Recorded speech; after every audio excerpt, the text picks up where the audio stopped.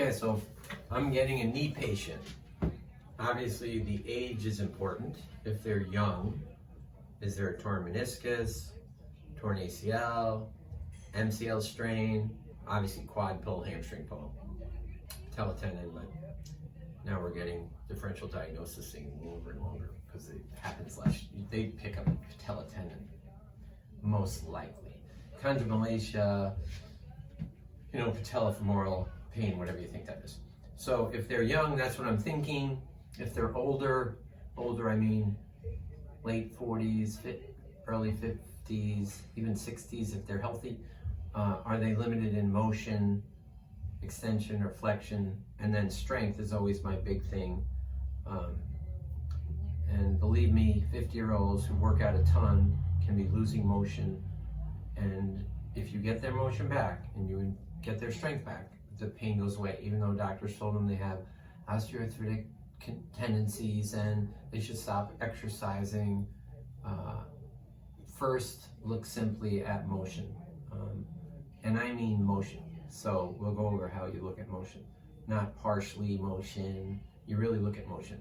And remember, when you test them with your hands, you shouldn't be tender. There's nothing my arms are strong enough to do that even compares to someone walking and coming down the stairs. Like, I will not be able to stress their knee like they can.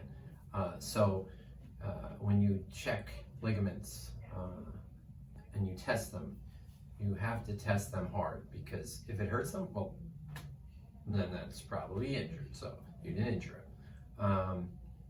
it. So older you are, more you're thinking of osteoarthritis, not meaning necessarily that they need surgery, just meaning that they'll have a capsular pattern limited just like the shoulder or the hip in the knee. So you have to look for that knee extension limited, greater than knee flexion. Obviously, if the patellas seems to be a problem, then I'm worried about the hip, because the hip external rotator is weak, so the femur is going internally, and then the patella is creating a problem. There's a mechanism there that I think Sourman and Gray, Jenny McConnell with the taping, if they put up the three of those groups together, you'll figure out that there is a combination of things that occur that you might be able to get them better that way. So those are some of the things I think about. A meniscus contusion is not a tear. They could have limitation of extension. It could be because of medial collateral ligament strain, which then shortens to protect itself. And then now you've got a limited extension, and you can try to force it till the cows come home. You're just going to aggravate it if you don't treat the ligament. You could have a contusion of a meniscus, which means it's just inflamed, and then you check for extension and they don't have full extension. And if you just calm that down, it comes back. The knee extension comes back. Now, how do you know the difference? Actually, you'd have to get an MRI.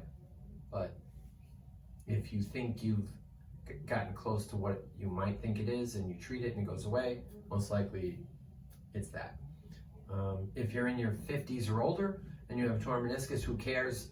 Many studies now from journals of medicine in England, America, Australia show, is there any difference between scoping that 50-year-old with a meniscus tear and not a year afterwards?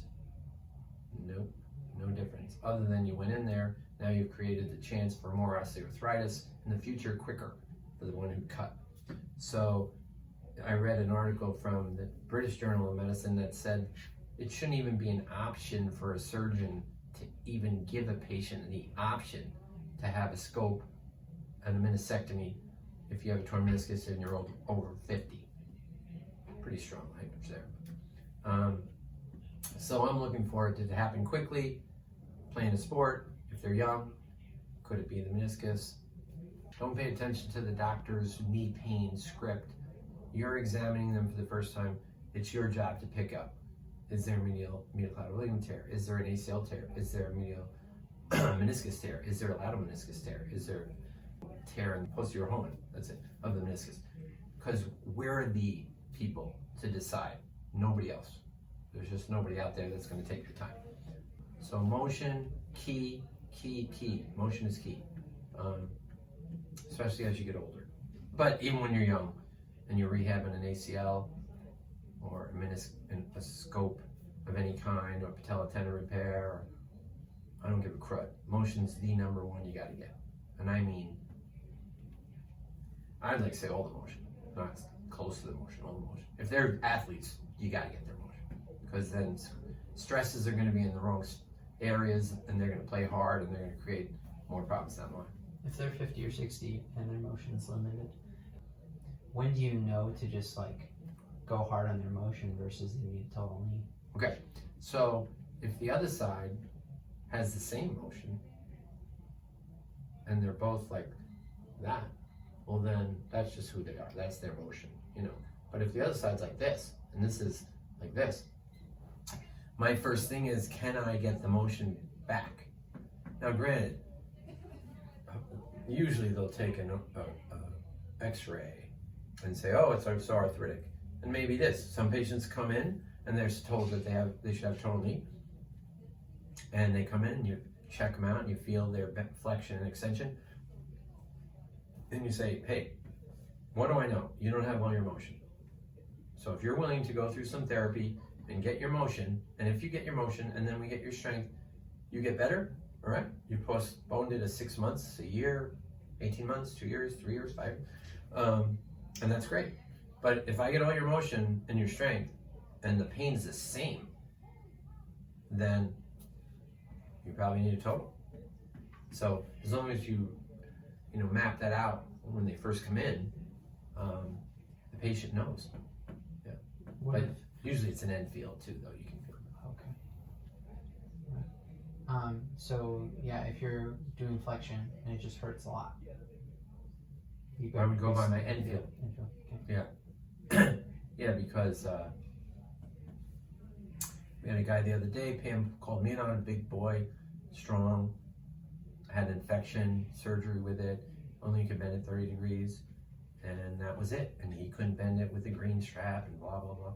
And, but the bottom line was, I talked to him, I told him I wanted to feel his leg. I was worried he had scarring, but when he, for a split second, relaxed, and I took his knee to 75 and he screamed loudly, it was like nothing was holding motion. He was holding motion.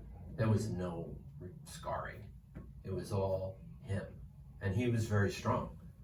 So we did not get the true end feel from that guy until that quick minute or a quick second. So the end feel is the key. And getting used to the end feel. Like, I could have thought this was the end many years ago when I was trained by this lady Bev, and then she would take it further. And then I would realize that's not the end. And then little by little, you get to know what a good end feel is and a scary end feel is, or a hard end feel is, by doing more and more and more. That's the only way you get it, unfortunately. Yeah. So if you have questions, ask a veteran to feel it.